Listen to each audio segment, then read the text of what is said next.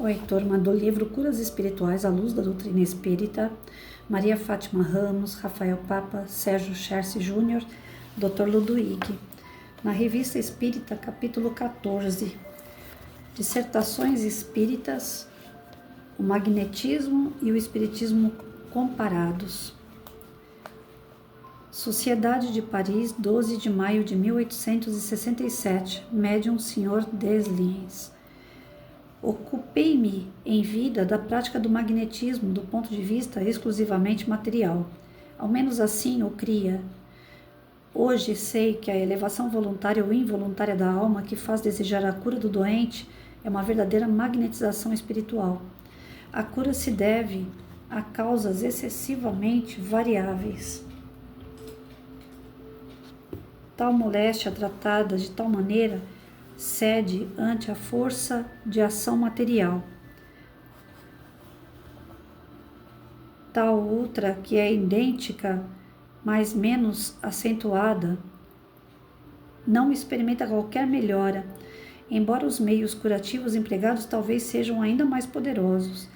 A que se devem, então, essas variações de influências? Há uma causa ignorada pela maioria dos magnetizadores, que não investem senão nos princípios mórbidos, materiais. Elas são consequência da situação moral do indivíduo. É isso que a gente já falou.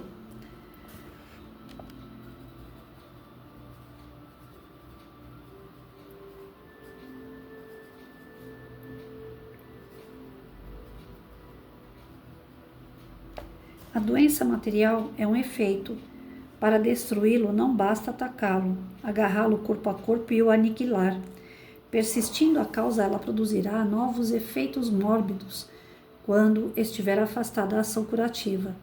O fluido transmissor da saúde no magnetismo é um intermediário entre a matéria e a parte espiritual do ser,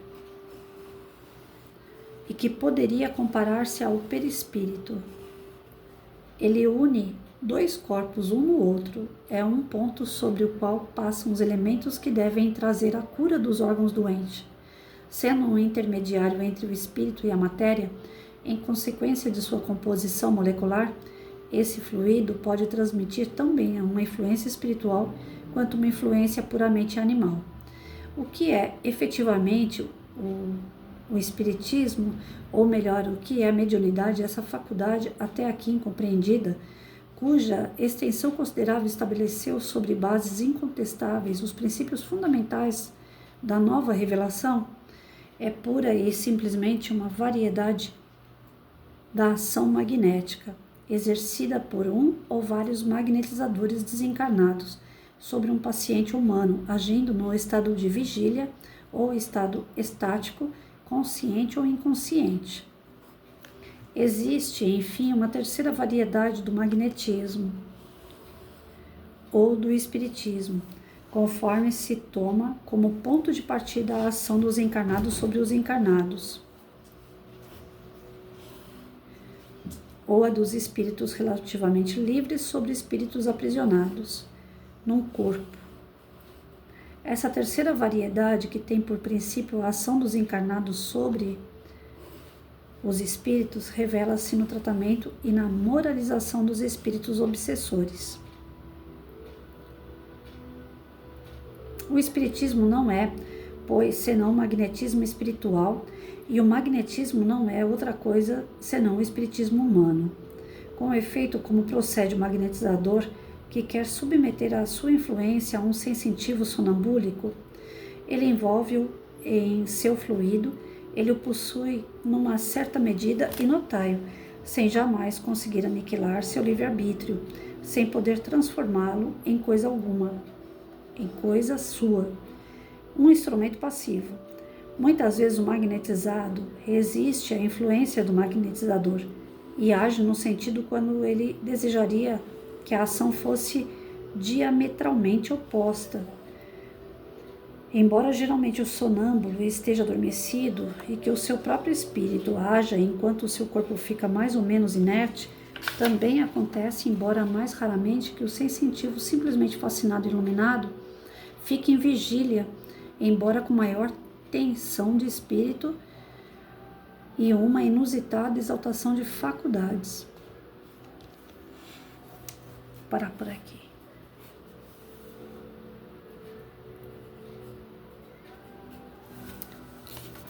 Olha, o que deu para mim entender que para que a pessoa consiga o seu tratamento, que ele seja eficaz, ela tem que ter uma elevação moral, mas não de ser pura, de ser um espírito superior, não, porque aí não faz sentido. Ela vem buscar ajuda. Um ser que já está com um padrão elevado, ele mesmo consegue sanar os seus perrengues aí. Aqui, quando se fala que tem que ter uma moral, significa que a pessoa é boa, é merecedora daquela ajuda. Por isso que lá no começo eles falaram dos textos que a gente leu, eles chegaram a falar, né, que se a pessoa tiver com seu padrão vibratório elevado, ela consegue chegar, pela sua elevação moral, ela consegue chegar até os espíritos mais elevados. E esses podem atuar com ela, mesmo que não tenha um médium fazendo o meio de campo.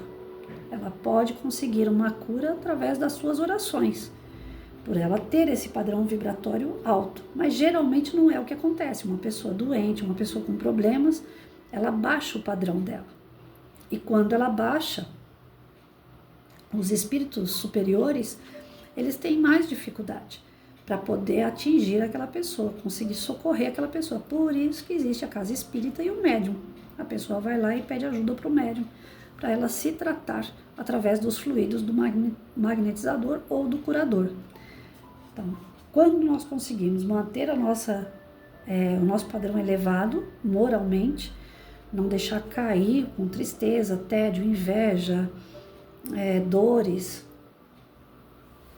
fanatismo, orgulho, egoísmo exacerbado, quando a gente não age de uma forma errada, os espíritos que são bons, que nos acompanham, eles já vão trabalhando a gente, inclusive durante o sono. Às vezes a gente nem lembra do sonho que nós tivemos, mas eles retiram a gente em desdobramento e fazem o tratamento do nosso perispírito.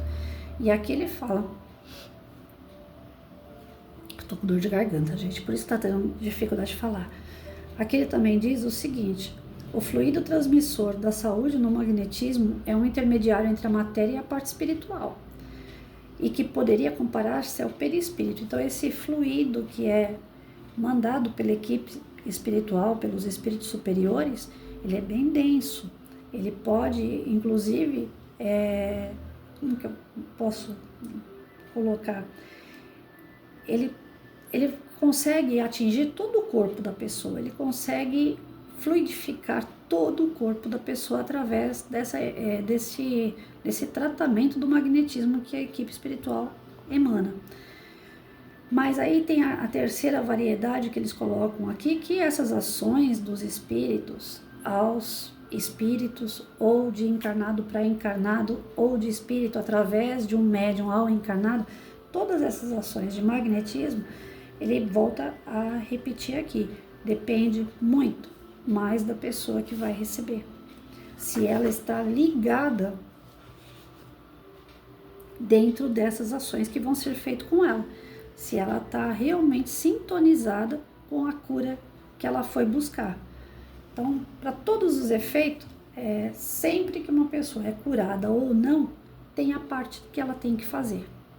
Se ela não fizer a parte dela, não tem como os espíritos fazerem tudo sozinho. E o mérito dessa pessoa, cadê? E o livre-arbítrio dela? Se ela não está buscando ajuda de verdade, se ela não quer essa ajuda de verdade, se é só uma questão de orgulho dela, eu entrei na casa espírita, eles vão me atender e eu vou ficar boa, porque eles são obrigados a me deixar boa. Tá? Se eu pensar dessa forma, eu vou sair de lá da mesma forma ou até pior. Então, quando a gente vai buscar ajuda, nós temos que fazer a nossa parte. Nossa, eu vou ter que parar, gente, tá doendo, não tô conseguindo. Então, hoje a gente fica por aqui, nessa questão mesmo, só da importância, né, que tem a moral da pessoa. É ela que está indo buscar ajuda, mas ela precisa ter essa moral. Aqueles que estão com baixo padrão vibratório, dificilmente eles vão conseguir ser atendidos.